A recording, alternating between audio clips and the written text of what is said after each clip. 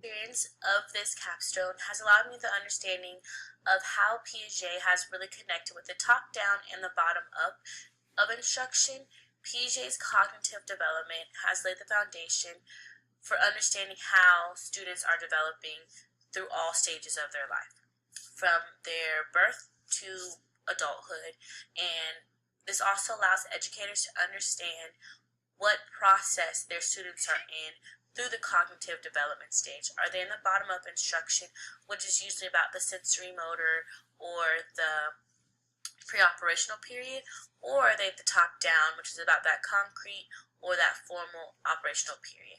And through this, we know that with the bottom up instruction, students are really struggling with learning how to read. So you do that with explicit instruction using letters, you're using sounds, you're working on your phonics, as well as understanding that those letters make up words, and those words are going to help us to understand meaning through forming sentences, which will help us to move to the top-down learning process.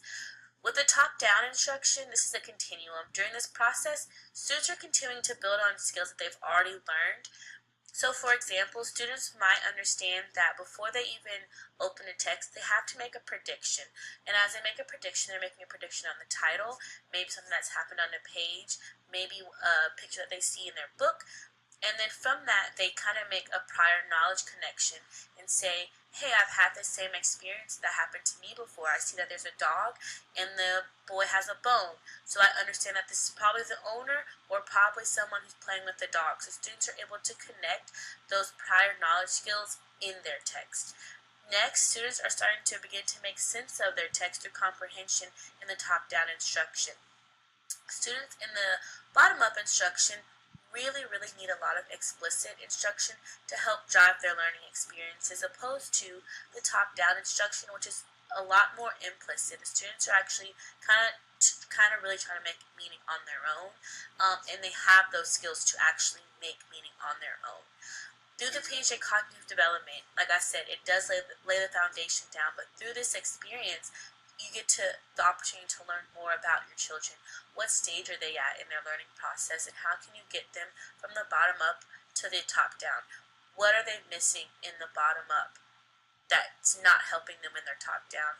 And so I work with a lot of 5th grade students, and my students, their instruction has to range.